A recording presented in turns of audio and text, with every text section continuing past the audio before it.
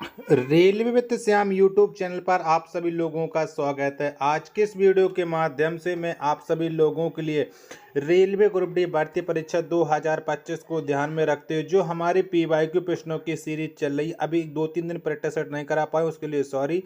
अब मैं आपको रेगुलर कराने वाला हूं। तो आज के सीरीज में अपना सेट संख्या हो जाती है 90 और आज का जो पेपर होने वाला है वो पेपर 27/9/2022 की तृतीय पाली का ये पेपर होने वाला है। तो आज के इस वीडियो को आपको शुरू से लेकर के एंड तक है फुल वॉच करते रहना। वीडियो पसंद आती है तो प्लीज़ आप लोग इस वीडियो को लाइक है और चैनल को आप लोग सब्सक्राइब करना बिल्कुल है न भूलें। आज के सेट में मैथ और रीजनिंग के प्रश्न स्किप कर दूंगा, बाकी के सारे प्रश्न मैं आपको करा दूंगा। तो चलिएगा फिर शुरू करते हैं बिना कोई टाइम वेस्ट करे। तो प्रश्न संख्या 4 के साथ शुरुआत होती है। तो 4 नंबर का प्रश्न क्या कहता है कि निम्न में से किस दिन राष्ट्रीय बाल अधिकार संरक्षण आयोग का 17वां स्थापना दिवस मनाया गया था। तो कब मनाया गया था, प्रश्न संख्या 4 का आंसर आपको देना है। तो ये मनाया गया था 1 मार्च 2022 को। 4 का पहला ऑप्शन देने वालों का राइट आंसर हो जाएगा। चलिएगा, अगला प्रश्न है प्रश्न संख्या 6 आ जाता है कि एक विद्युत परिपथ में 5 एक समान बल्ब एक दूसरे के साथ समांतर क्रम में 20 वाट की बैटरी के साथ संयोजित हैं। जब सभी 5 बल्ब चमकते हैं तो 5 एम्पीयर की धारा दर्ज की जाती है। तब परिपथ में 6 शक्ति और प्रत्येक बल्ब का प्रतिरोध क्रमशः डॉट डॉट और डॉट डॉट है। तो बताओ क्या 6वें नंबर प्रश्न का राइट आंसर क्या हो जाएगा। तो इससे हम प्रतिरोध वाले फॉर्मूले सॉल्व करेंगे, उसके बाद ये हमारा राइट आंसर निकल आएगा। ठीक है, तो प्रतिरोध हमारा कितना निकलेगा, तो प्रतिरोध हमारा निकलेगा 20 ओम। 20 ओम कौन से वाले में, तो ये है दूसरे वाले में, तो 1000 वाट शक्ति हो जाएगी। दूसरा ऑप्शन देने वालों का राइट आंसर हो जाएगा। प्रश्न संख्या 7 है आपके सामने कि भारत में पाई जाने वाली निम्न में से किस प्रकार की मृदा देश के कुल क्षेत्रफल के लगभग 40% भाग में मौजूद है। तो बताओ कौन सी मृदा मौजूद है। 7 का आंसर आपको बताना है। 7 के चारों ऑप्शन आपकी स्क्रीन पर शो रहा है। तो ये जलोढ़ मृदा मौजूद है। 7 का चौथा ऑप्शन देने वालों का राइट आंसर हो जाएगा। अगला प्रश्न आ जाता है प्रश्न संख्या 8 है कि वर्ष 2021 में BBC Indian sports woman of the year award का तीसरा संस्करण किसने जीता। तो बताओ किसके द्वारा ये तीसरा संस्करण जीता गया था। 8 नंबर प्रश्न का राइट आंसर क्या हो जाएगा। तो ये संस्करण जीता था मीराबाई चानू ने। 8 का पहला ऑप्शन देने वालों का राइट आंसर हो जाएगा। चलिएगा, अगला प्रश्न है प्रश्न संख्या 9 आ जाता है कि दी गई अभिक्रिया के लिए सही सुमेलित रासायनिक समीकरण का चयन करें। जिंक प्लस सिल्वर नाइट्रेट से बनता है जिंक नाइट्रेट प्लस सिल्वर। तो बताइए कौन सी अभिक्रिया सही हो जाएगी 9 नंबर प्रश्न का। 9 के चारों ऑप्शन आपके स्क्रीन पर शो हो रहा है। तो ये अभिक्रिया हो जाएगी ऑप्शन संख्या 4 वाली। तो चौथा ऑप्शन देने वालों का राइट आंसर हो जाएगा। अगला प्रश्न प्रश्न संख्या 10 आ जाता है कि जनजातीय उप योजना के अंतर्गत विभाग की उस सहायता अनुदान योजना का नाम क्या है जिसका उद्देश्य सतत विज्ञान एवं प्रौद्योगिकी गतिविधियों या अनुप्रयोग के आधार पर अनुसूचित जनजातियों की जीवन यापन स्थितियों में सुधार करना और उन्हें सशक्त बनाना। तो ये बताओ इसका राइट आंसर क्या हो जाएगा। प्रश्न संख्या 11 का। 11 के चारों ऑप्शन आपको मैं दिखा देता हूँ, जिसके बाद आप लोग इस प्रश्न का राइट आंसर डिसाइड कर सकते हो। तो बताओ इसका राइट आंसर क्या हो जाएगा। तो ये हो जाएगा जनजातीय सशक्तिकरण के लिए प्रौद्योगिकी मध्यवर्तन, यानी चौथा ऑप्शन देने वालों का राइट आंसर हो जाएगा। वीडियो पसंद आ रही होगी तो प्लीज़ वीडियो को लाइक और चैनल को आप लोग सब्सक्राइब करना बिल्कुल ना भूलें। 13 नंबर का प्रश्न है कि अपशिष्ट के उत्पादन को कम करने का सर्वाधिक प्रभावी समाधान क्या है। तो बताओ क्या है। तो सर्वाधिक प्रभावी जो समाधान हो जाएगा वो हो जाएगा मनाही। 13 का पहला ऑप्शन देने वालों का राइट आंसर हो जाएगा। चलिएगा, अगला प्रश्न देखते हैं कि अगला प्रश्न कौन सा आ जाता है। तो प्रश्न संख्या 15 की मेंडल के प्रयोगों में पीले रंग के बीज वाले मटर के पौधों का संस्करण हरे रंग के बीज वाले मटर के पौधों के साथ कराने पर मटर के ऐसे पौधे प्राप्त हुए जिनमें से सभी के बीज पीले रंग के थे। यदि इन पौधों का स्वपरागण कराया जाता और उनसे 500 मटर एकत्र किए जाते तो उनमें से कितने हरे रंग के होते। तो बताओ इसका राइट आंसर क्या हो जाएगा। प्रश्न संख्या 15 का। तो इसमें हरे रंग के लगभग 110 होते। दूसरा ऑप्शन देने वालों का राइट आंसर हो जाएगा। चलिएगा, अगला प्रश्न आ जाता है आपके सामने प्रश्न संख्या 18। तो ये मैथ का प्रश्न आ जाता है। चलिएगा 20वें नंबर का प्रश्न है आपके सामने कि निम्न में से कौन सी रासायनिक अभिक्रिया संयोजन अभिक्रिया का उदाहरण। तो बताओ इनमें से कौन सा है। तो संयोजन अभिक्रिया का उदाहरण 20 नंबर प्रश्न के चारों ऑप्शन में आपको दिखा देता हूँ, जिसके बाद आप लोग इस प्रश्न का राइट आंसर डिसाइड कर सकते हो। तो एक ऑप्शन ये रहा, बाकी के 3 ऑप्शन आपके सामने ये रहा है। तो इन्हीं में से आपको बताना है कि इसका राइट आंसर क्या हो जाएगा। तो इसमें से संयोजन अभिक्रिया का उदाहरण हो जाएगा, ये हो जाएगा दूसरा वाला और तीसरा वाला, यानी तो इसका राइट आंसर हो जाएगा 20 का ऑप्शन संख्या पहला देने वालों का राइट आंसर हो जाएगी, जो संयोजन अभिक्रिया का उदाहरण हो जाता है। 21 नंबर का प्रश्न कि प्रत्येक सेकंड 200 जूल ऊष्मा उत्पन्न होने पर 2 ओम के एक प्रतिरोध के टर्मिनलों के बीच विभवांतर डॉट डॉट होगा। तो कितना विभवांतर होगा, 21 का राइट आंसर। तो विभवांतर होगा इनका, जब इसे सॉल्व करेंगे तो हमारा 20 वोल्ट निकल के आ जाएगा। 21 का दूसरा ऑप्शन देने वालों का राइट आंसर हो जाएगा। चलिएगा अगला प्रश्न आ जाता है आपके सामने, प्रश्न संख्या 24 है कि निम्नलिखित में से किस वर्ष भारतीय संविधान में अनुच्छेद 21 का जोड़ा गया था, जो 6 से 14 वर्ष की उम्र के सभी बच्चों के लिए अनिवार्य शिक्षा प्राप्त करने के मूल अधिकार से संबंधित है। तो ये कौन सा वर्ष में जोड़ा गया था, अनुच्छेद 21A, ये आपको बताना है। 24 का राइट आंसर क्या हो जाएगा। तो इसे जोड़ा गया था 2002 में। चौथा ऑप्शन देने वालों का राइट आंसर हो जाएगा। चलिएगा अगला प्रश्न देखते हैं कि अगला प्रश्न कौन सा आ जाता है हमारे सामने, क्योंकि देखो सारे प्रश्न मिक्स हैं, इसलिए प्रश्नों को खोजने में थोड़ा टाइम भी लग सकता है। अगर आपने हमारी पिछली क्लास देखी होंगी तो आप लोग समझदार होंगे। 26 नंबर का प्रश्न है कि रात्रि में तारे डॉट डॉट के कारण टिमटिमाते हुए दिखाई देते हैं। तो किसके वजह से रात्रि में तारे टिमटिमाते दिखाई देते हैं। 26 का राइट आंसर क्या हो जाएगा। 26 के चारों ऑप्शन आपके स्क्रीन पर शो हो रहे हैं। तो ये तारों के प्रकाश के वायुमंडलीय अपवर्तन के कारण टिमटिमाते हुए दिखाई देते हैं। 26 का चौथा ऑप्शन देने वालों का राइट आंसर हो जाएगा। चलिएगा अगला प्रश्न देखते हैं कि अगला प्रश्न कौन सा आ जाता है हमारे सामने। तो 27वें नंबर का प्रश्न क्या कहता है कि उस सही समूह का चयन कीजिएगा जो भारत सरकार के अनुसार भारत की शास्त्रीय भाषा होने के संबंधी मानदंडों का समर्थन करता है। तो उस भाषा के गुणों में निम्नलिखित गुण शामिल होने चाहिए। तो ये वाला क्या कहता है कि उसके प्रारंभिक ग्रंथों, अभिलेखों, इतिहास की अधिक प्राचीनता जो 1500 से 2000 वर्ष से अधिक प्राचीन हो, सही। बी वाला क्या कहता है कि उसके प्राचीन साहित्य ग्रंथों का एक निकाय हो जिससे वह भाषा बोलने वाले लोगों की पीढ़ियों द्वारा मूल्यवान विरासत माना जाता है, ये भी सही। ठीक है। सी वाला का कहता है कि उसकी साहित्य परंपरा में मौलिकता हो जो किसी अन्य भाषा समुदाय से उधार नहीं ली गई हो, ये भी सही। और डी वाला का कहता है कि जिसके बोलने वालों की संख्या कम से कम 20 लाख हो, ये गलत हो जाएगा। यानी ए, बी और सी सही है। 27 का पहला ऑप्शन देने वालों का राइट आंसर हो जाएगा। चलिएगा अगला प्रश्न देखते हैं कि अगला प्रश्न कौन सा आ जाता है। तो अगला प्रश्न है हमारे सामने, प्रश्न संख्या 31 है कि भारत सरकार की समग्र शिक्षा योजना जो बस स्कूली शिक्षा के लिए एक एकीकृत योजना है को निम्नलिखित में से किस अवधि के लिए जारी रखा गया। तो इसे कौन सी अवधि के लिए जारी रखा गया था।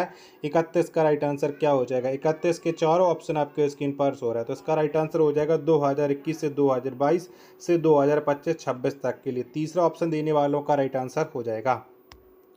अगला प्रश्न है आपके सामने, प्रश्न संख्या 32 के पादपों की पत्तियों पर पाए जाने वाले सूक्ष्म छिद्रों नाम बताएं। तो बताओ इसका नाम क्या हो जाएगा। 32 नंबर प्रश्न का राइट आंसर। 32 के चारों ऑप्शन आपके स्क्रीन पर शो हो रहा है। तो इसका राइट आंसर हो जाएगा रंध्र। ऑप्शन संख्या चौथा ऑप्शन देने वालों का राइट आंसर हो जाएगा। चलिएगा अगला प्रश्न देखते हैं कि अगला प्रश्न कौन सा आ जाता है। चलिएगा अगला प्रश्न प्रश्न संख्या 34 है कि लागत के संदर्भ में निम्नलिखित में से कौन सा एसएमसी का पूर्ण रूप है। तो बताओ इनमें से कौन सा हो जाएगा एसएमसी का फुल फॉर्म। 34 नंबर प्रश्न का राइट आंसर। 34 के चारों ऑप्शन आपकी स्क्रीन पर शो। तो इसका राइट आंसर हो जाएगा शॉर्ट रन मार्जिनल कॉस्ट, यानी पहला ऑप्शन देने वालों का राइट आंसर हो जाएगा। प्रश्न संख्या अगला आ जाता है प्रश्न संख्या 36 है कि निम्न में से कौन सा पश्चिम बंगाल का सबसे बड़ा मेला है। तो बताओ इनमें से कौन सा पश्चिम बंगाल का सबसे बड़ा मेला। 36 का राइट आंसर क्या हो जाएगा। तो गंगा सागर मेला हो जाता है पश्चिम बंगाल का सबसे बड़ा मेला। दूसरा ऑप्शन देने वालों का राइट आंसर हो जाएगा। प्रश्न संख्या 37 है कि भारतीय संविधान के 73वें और 74वें संशोधन में डॉट डॉट स्थानीय निकायों के चुनावों का प्रावधान है। तो बताओ कितने वर्ष के बाद। 37 का राइट आंसर क्या हो जाएगा। तो ये हर 5 वर्ष के बाद, यानी पहला ऑप्शन देने वालों का राइट आंसर हो जाएगा।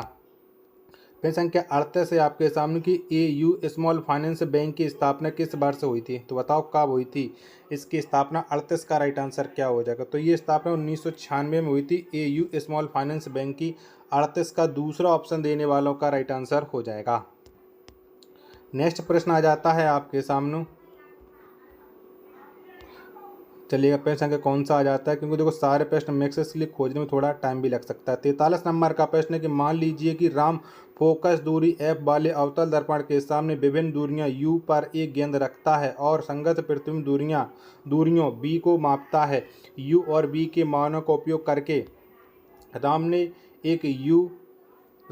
1/b और 1/u के बीच ग्राफ खींचा। ग्राफ से राम ने पाया कि x और y अंतःखंड क्रमशः 0.1 सेंटीमीटर और 0.11 सेंटीमीटर हैं। दर्पण की फोकस दूरी ज्ञात कीजिएगा। तो इसकी फोकस दूरी क्या हो जाएगी ये आपको बताना। 43 नंबर प्रश्न का राइट आंसर। तो जब इसे हम सॉल्व करेंगे तो हमारा राइट आंसर निकल करके आ जाएगा 9.55 सेंटीमीटर। तीसरा ऑप्शन देने वालों का राइट आंसर हो जाएगा। चलिएगा अगला प्रश्न आ जाता है प्रश्न संख्या 46 से आपके सामने की पूर्व दिशा में धारा प्रवाहित करने वाली सीधे धारावाही चालक द्वारा उत्पन्न चुंबकीय क्षेत्र की दिशा डॉट डॉट दिशा के अनुदिश होती है। तो ये कौन सी दिशा के अनुदिश होती है? 46 का राइट आंसर। 46 के चारों ऑप्शन आपकी स्क्रीन पर शो रहा है। तो ये होती है दक्षिण दिशा के अनुदिश है। 46 का पहला ऑप्शन देने वालों का राइट आंसर हो जाएगा। चलिएगा अगला प्रश्न है आपके सामने।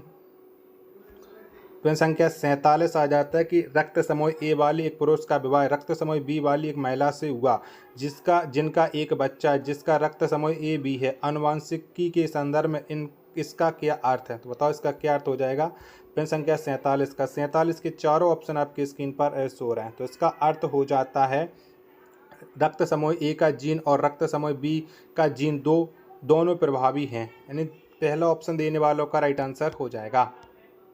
चलिएगा अगला प्रश्न देखते हैं कि अगला प्रश्न कौन सा आ जाता है। प्रश्न संख्या आएगा हमारे सामने 48। चलिएगा तो 48 नंबर का प्रश्न आपके सामने ये रहा। 48 का तो निकल गया। देखते हैं 48 में कौन सा आ जाता है। तो 48 में तो ये मैथ से रिलेटेड प्रश्न है। 49वें नंबर का प्रश्न देखते हैं। तो 49वें नंबर का प्रश्न ये रहा कि 1857 के विद्रोह के दौरान निम्न में से किस जाट नेता ने अंग्रेजों के खिलाफ विद्रोह करने के लिए उत्तर प्रदेश में परगना बड़ौत और उसके आसपास के मुखियाओं और किसानों को लामबंद किया था? तो ये किस नेता ने किया था? 49 का राइट आंसर क्या हो जाएगा?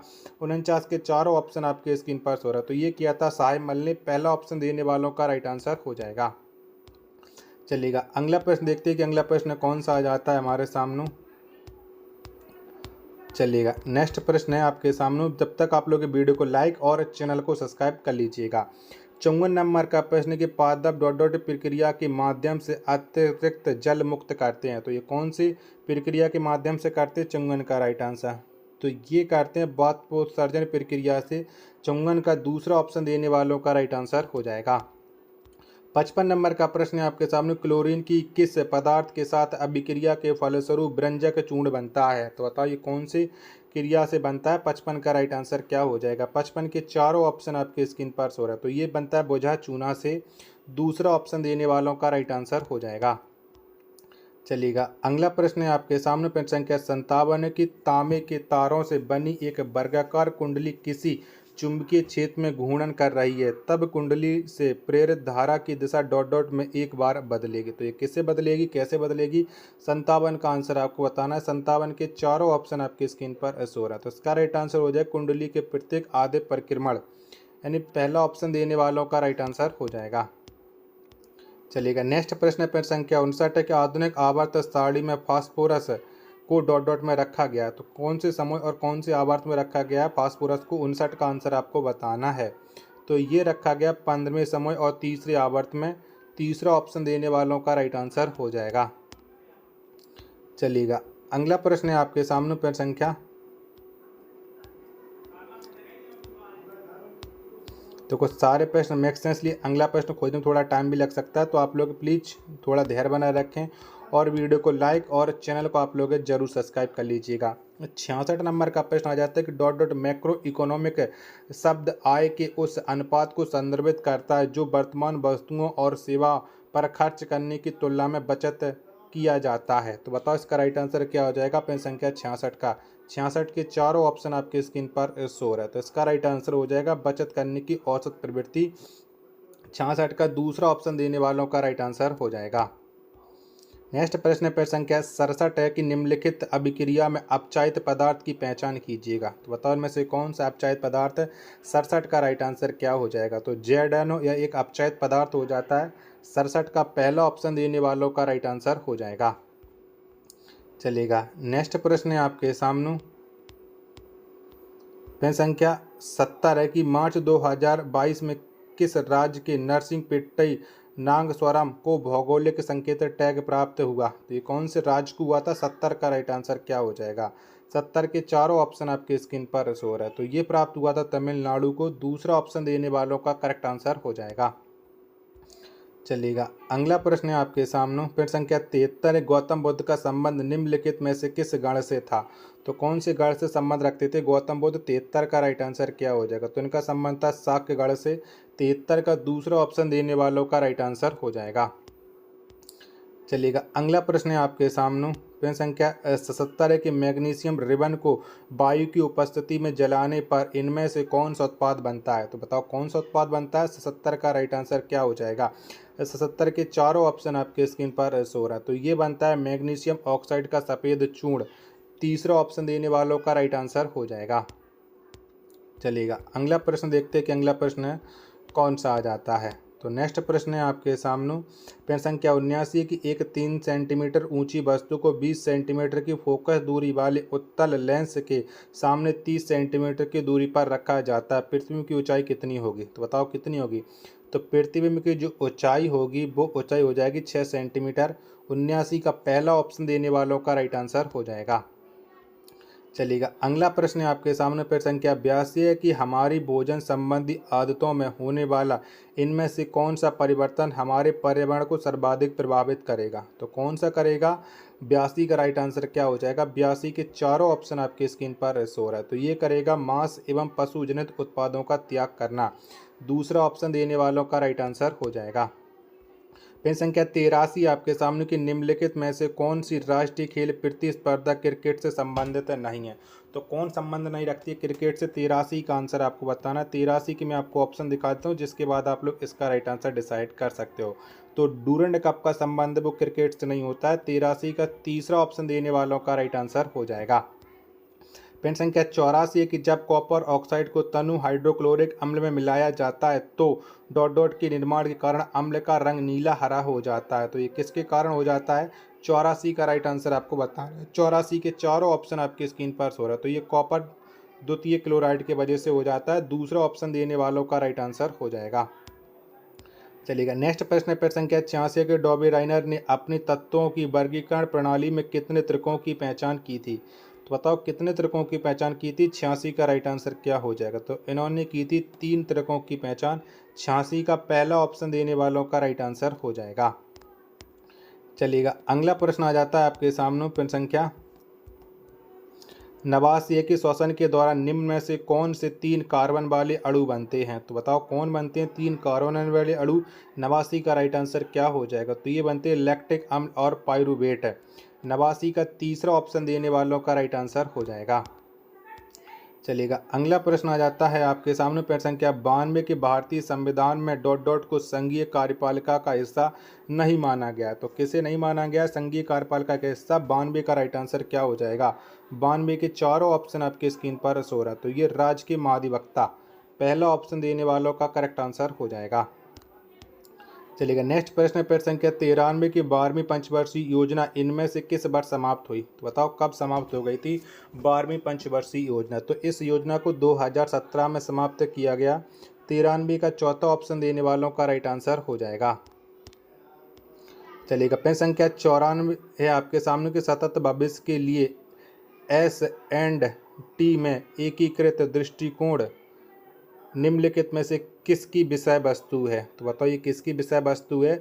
94 का राइट आंसर क्या हो जाएगा। 94 के आपको मैं ऑप्शन दिखा दूं जिसके बाद आप लोग इसका राइट आंसर डिसाइड कर सकते हो। तो बताओ इसका राइट आंसर क्या हो जाएगा। तो इसका राइट आंसर हो जाएगा राष्ट्रीय विज्ञान दिवस 2022 की ये टैगलाइन थी। चौथा ऑप्शन देने वालों का राइट आंसर हो जाएगा। पेन संख्या 95 आपके सामने कि यदि वायु के बुलबुलों को एक पात्र में लिए गए चूने के पानी से होकर गुजारा जाता है तो क्या होगा? तो बताओ क्या होगा? 95 का राइट आंसर। 95 के चारों ऑप्शन आपके स्क्रीन पर शो हो रहे हैं। तो इसका राइट आंसर हो जाएगा कैल्शियम कार्बोनेट के अघुलनशील निलंबन के कारण विलयन दूधिया हो जाएगा। पहला ऑप्शन देने वालों का राइट आंसर हो जाएगा। प्रश्न संख्या 96 आपके सामने कि भारत में सर्वाधिक फैले हुए वन किस प्रकार के हैं? तो बताओ ये कैसे हैं वन? 96 का राइट आंसर क्या हो जाएगा? तो ये हो जाएंगे उष्णकटिबंधीय पर्णपाती वन। पहला ऑप्शन देने वालों का राइट आंसर हो जाएगा।